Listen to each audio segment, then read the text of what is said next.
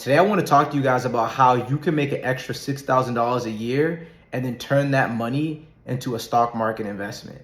So let's get into it. Before we kick off, just as a reminder, I'm Jordan Perry, founder and CEO of SimpMe. SimpMe is an educational technology company that uses analogies to make financial literacy more comprehensible and accessible to individuals. If you aren't subscribed already, be sure to subscribe to our YouTube channel so you can stay updated on all of our new videos. With that being said, let's dive into it. So step one, the foundation is to save money. What you want to do is you want to save $500 per month, right? If you save $500 per month over the course of a year, you'll have $6,000 by the end of the year. Step one, track your spending. You can track your spending by documenting your expenses. You can use budgeting apps like Mint or Pocket Guard, whatever you like to use to automate the process and to even maintain a spreadsheet that allows you to stay on track with your expenses, to know what you're spending each month. That's very key. If you're not tracking your expenses and knowing how much income you have coming in, it's very difficult to budget and to save. So to make that more effective, you can review your bank and your credit card statements regularly to ensure that everything is accurate. You can also use cash for discretionary spending, so it's tangible. You're not really focusing too much on using your credit cards or your debit cards, etc. And then also you can set a specific time frame for tracking. Ideally, you want to do this monthly because this will allow you to have a comprehensive view of your entire spending habits. Very key. And then lastly, reflect on the spending patterns and identify any areas where you think that you can cut back or adjust. Step two, you want to set a budget, right? Creating a budget allows you to take control of your finances. It makes you more empowered, right? You can start by doing this by calculating what your total monthly income is, understanding what your wages are, your bonuses, any other sources of income that you may have. Maybe you have a rental property, etc. Next, you want to list out all of your fixed expenses, such as rent, utilities, loan payments, whether you have a car loan payment, credit card debt, student loans, etc. And then you want to allocate a portion of your income to savings and discretionary spending. So this ensures that you're prioritizing all your expenses first. A neat tip that you can use in order to, stay on top of that is using what we like to call the 50-30-20 rule, right? You're allocating 50% of your income to needs, 30% to wants, and 20% to savings and debt repayment. This is very key. You also want to be very realistic in terms of your spending habits, and you want to set achievable goals.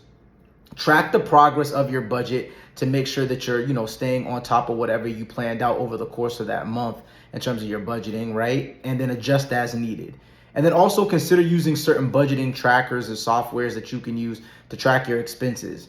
If you're interested, we have a SimpMe budgeting template that you can use. You can download that on our website at www.simpme.com. And I'll also include a link in the description box below where you can access that budgeting tracker to get started. Next, step three, you want to cut unnecessary expenses. You want to identify any areas and eliminate these unnecessary areas, and that's crucial for saving money. You want to begin by scrutinizing whatever discretionary spending that you may be doing, whether that's dining out, maybe that's entertainment or certain impulse purchases that you're making. You want to look for areas where you can cut back on the spending, right? You can also start trying to cook more food at home, going to the supermarket and preparing all your meals and just kind of treating yourself to being able to eat out at the end of the week. That will allow you to cut out these unnecessary expenses. You can create a list of certain non-essential expenses and prioritize which ones can allow you to reduce or eliminate that unnecessary spending. What I like to do is use the 30-day rule for impulse purchases. So wait 30 days possibly before you make that non-essential purchase and determine if that's something that you really need or if it's something that you just want, right?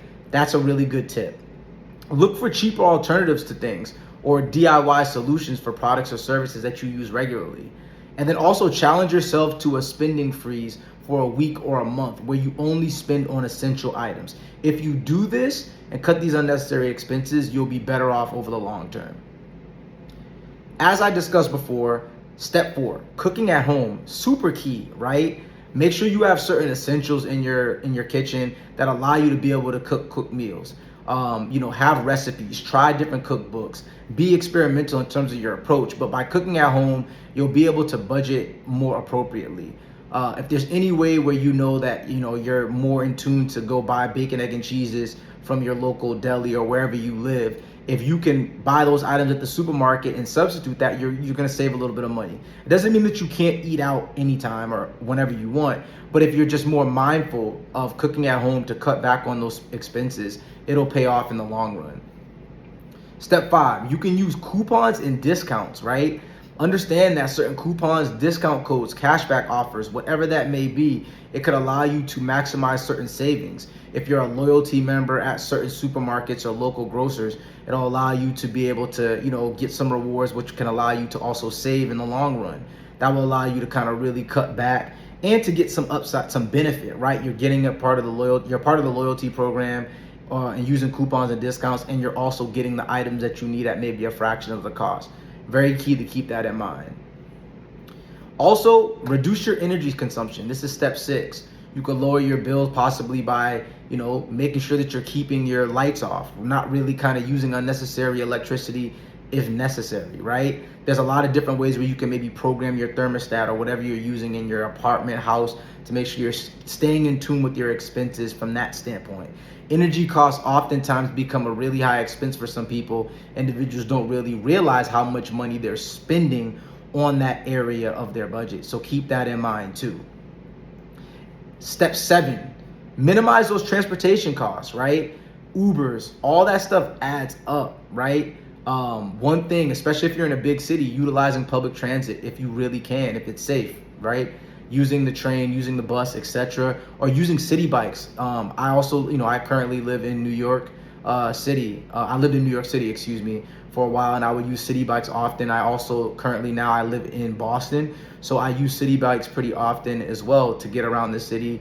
I'll use public transportation, etc., whatever it makes sense. I'll use Ubers also as well, but in terms of being more mindful of just getting Ubers randomly, I'm very cognizant about that, especially when it comes to budgeting and spending.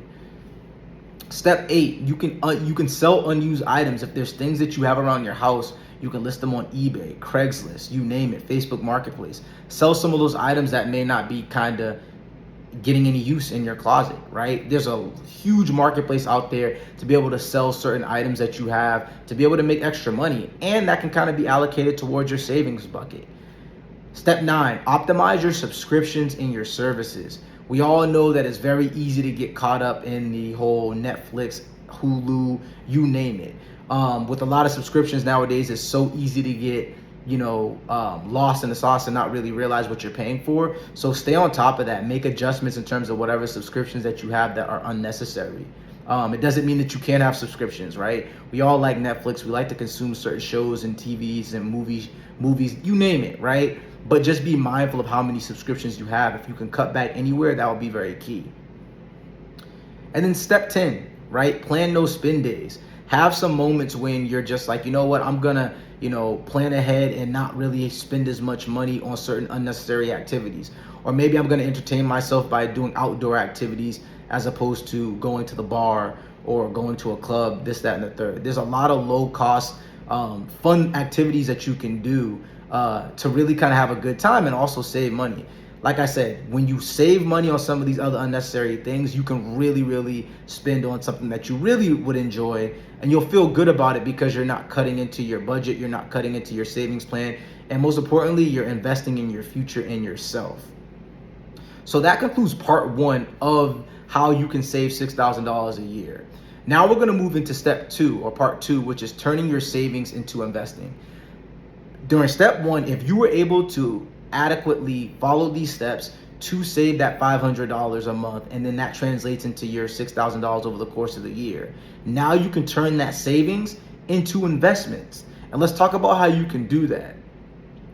First, you must understand the basics of investing.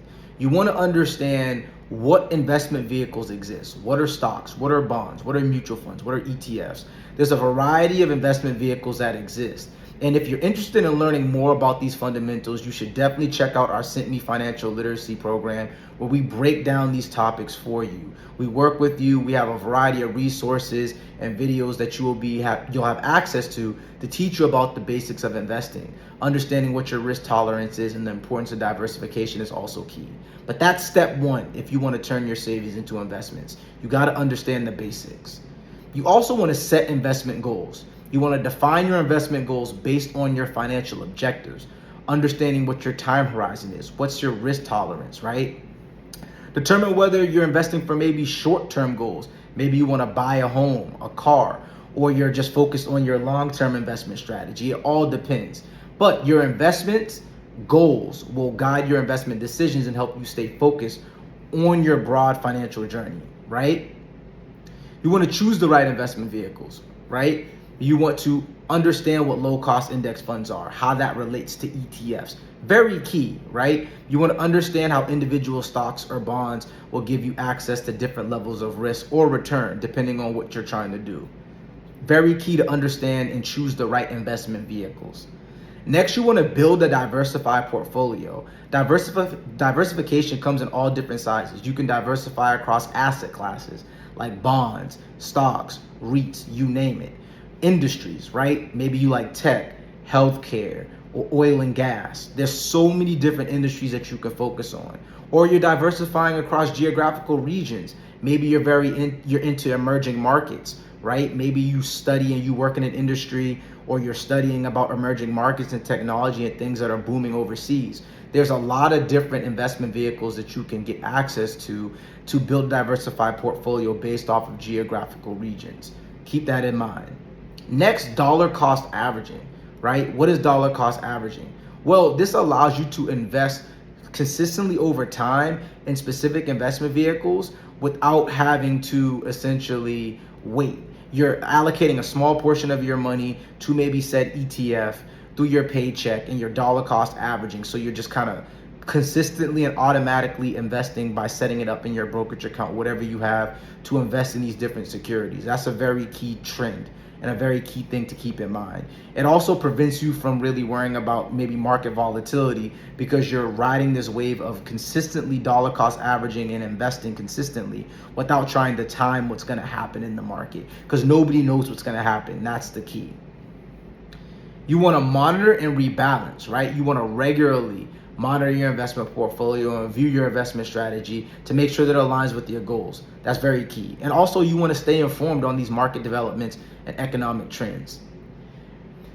One of the other key points that you want to keep in mind is seeking professional advice, right? Maybe there's a professional certified planner or somebody that you know in your network that can allow you to, work with them to get access to information, right? It's understanding what professionals in their respective fields as it pertains to financial acumen can help you get to that next level. Very key. We have a lot that we're working on and sent me behind the scenes regarding that. So stay tuned for more information there. But it's very important to align yourself with professionals that can help you. Maybe there's somebody that you know in your network. So with that being said, by saving $500 in just 1 month, and then investing it wisely in the stock market by following these tips, you can build long-term wealth and some level of financial security, right? You want to stay disciplined. You want to be patient and focus on your investment goals. That's very key. Keep that in mind. So now that we've gone through that, we're going to talk about part 3, which is leveraging that $6,000 a year in the stock market. Now that you have understood how you can save, you understand now the fundamentals of investing, and we provided you with some information through this video to feel more well equipped. And now you want to understand how you can access these investment vehicles to be able to put that $6,000 to work over the course of the year that you've saved up, right? This is a huge milestone. So consistency is key when it comes to building long-term wealth and investing. By saving that $500 every month, right? You're not only creating a habit of disciplined saving, but you're also providing yourself with a steady stream of capital, right? You're gonna now consistently be able to invest that extra $500 a month in the stock market. And let me tell you, over time, this is going to consistently compound. It's gonna allow your money to grow exponentially. I can't stress that enough. I've seen that personally through my own investment portfolio, from having automatic investments set up through my investment accounts to be able to really build wealth. It's very key. And consistency compounds. Compound interest is like the eighth wonder of the world. Literally, that's what Albert Einstein said, and I believe that to be true. It's the law of large numbers. When you consistently are doing this, you'll be better off over the long term. Maximizing your investment returns is key, right? By being able to allocate your money to index funds, ETFs, individual stocks, whatever that may be, you can grow that $6,000 a year into a large pool of money over time. So either way, depending on what you're planning for, what you're saving for, you'll have access to this capital depending on what type of investment account you're using, right? It's very key to keep that in mind. By doing this, you're harnessing the benefits of long-term investing, right? Long-term investing is one of the most powerful wealth building strategies. By investing for the long term, you can ride out all the waves. No matter what's happening in the economic markets, no matter who's president, no matter what's going on with the trends, you're able to ride this over time. And with that compounding effect, with compounding interest, you're gonna double down on that. You're gonna benefit from that, right? So keep that in mind. Have a long-term approach when you're building out your investment strategy. Mitigating market volatility is also very key. While investing in the market comes with some level of risk, staying investing in the market for the long term is going to mitigate that. By maintaining this diversified portfolio and adhering to your disciplined investment strategy, you can minimize the impact of market fluctuations on your investment returns, and you can achieve this consistent growth over time. Reinvesting dividends is also very key. Also, kind of understanding how this works, right? Many stocks or funds, whatever you're investing in, they may pay regular cash dividends, right? So if you're owning a bunch of shares of an ETF or a stock that's making dividend repayments, you can reinvest those dividends back into your portfolio to buy more of whatever you invested in that you received that dividend on. Very key to keep that in mind. And by having this constant and consistent dividend reinvestment strategy, you can grow your wealth pool. You can grow your portfolio immensely. So keep that in mind. You also want to make sure that you're setting and revisiting your financial goals. So as you continue to grow this $6,000 a year that you now have in the stock market because you were saving $500 a month, it's essential to set clear financial goals and regularly visit them, right? Revisit them and track your progress. So whether you're saving for retirement or a down payment on a house or your child's education, having these specific and measurable goals can help you stay motivated and focus on your long-term financial success. So by consistently saving this $500 each month and now leveraging this $6,000 a year in the stock market, you've already taken a proactive approach to achieving your goals and building long-term wealth. Remember, stay disciplined and stay patient, and also remember to stay focused on your investment objectives. Don't feel weird about seeking advice and trying to align yourself with people that can help you, especially here at SimpMe. That's what we're all about. We're all about spreading financial literacy by making complex simple. So thank you guys for tuning in. And honestly, if you enjoyed this video, be sure to share it, like it, comment, and subscribe to our YouTube channel. We have so much more content in store, and I'm excited to bring this all to you guys. So I hope you enjoyed how you can now build wealth with your extra $6,000 a year, and continue to remember, it's time in the market versus time in the market. Peace.